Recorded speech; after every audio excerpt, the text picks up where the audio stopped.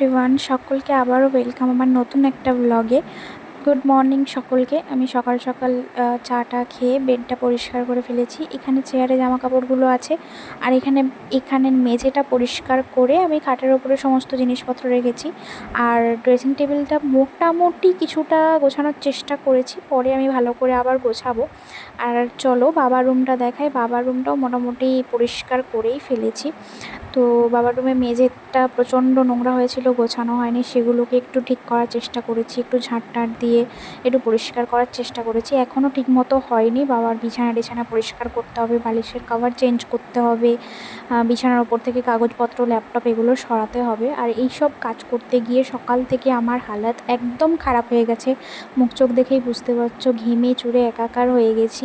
আর যেহেতু 6 month pregnant চলছে আমি, তো আমার প্রচণ্ড কষ্ট হয় কাজবাজগুলো করতে।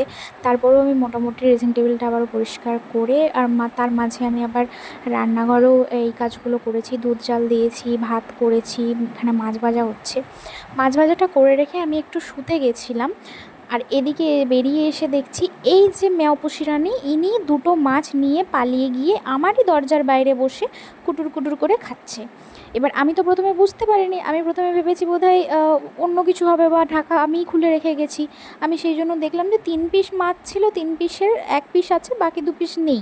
আর আমি না কনফিউজড হয়ে গেছিলাম। তারপর খুঁজতে খুঁজতে বাইরের গেটের কাছে গিয়ে দেখছি এই অবস্থা। তো আরেকটা মাছের পিসও আমি ভাবলাম যে ও যেহেতু মুখ দিয়েছে ওকেই দিয়ে দিই, তো ওকেই দিয়ে দিয়েছিলাম। দেন তারপরে সন্ধেবেলাতে শুধু আলু পেঁয়াজ দিয়ে আমি একটু চাউমিন বানিয়েছিলাম। নর্মালি একটু আলু পেঁয়াজ দিয়ে চাউমিন বানিয়েছিলাম, আর কিচ্ছু দিইনি। তো ম্যাগি মশলা দিয়ে বানিয়েছিলাম। আর আমি যেহেতু চাউমিন খেয়েছি, ও বাবু তো এগুলো খায় না, তাই ওর জন্য একটু পরোটা আর সিমাই পায়েস বানাচ্ছি।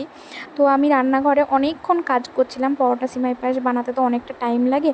তো আজকে কেন জানি না ত্রিকোণা পরোটা বানাতে ইচ্ছে হলো, তো ত্রিকোণা পরোটাই বানাচ্ছিলাম। এমনি টাইমে আমি গোল পরোটা বানাই, বাট আর আমার হাতের পরোটা খেতে আমার বর ভীষণ ভালোবাসে, তো সেই কারণেই ওর জন্য বানানো।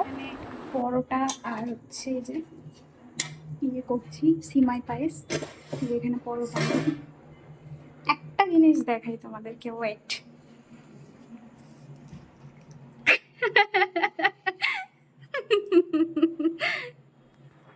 ও এই ভেতরটায় এসে ঢুকে বসেছিল।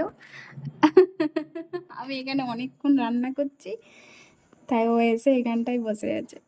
তো দেখতেই পেলে আমি টফি এইভাবেই দিন কাটাই, সারাদিন আমাদের এইভাবেই চলতে থাকে। তো যাই হোক, আমার ভিডিওটা যদি ভালো লেগে থাকে তাহলে একটা লাইক, শেয়ার অ্যান্ড সাবস্ক্রাইব করে দিও, আর অবশ্যই আমাকে সাপোর্ট করে আমার পাশে থেকো। আজকের মতন এখানে টাটা, বাই বাই। সবাই ভালো থেকো, সুস্থ থেকো।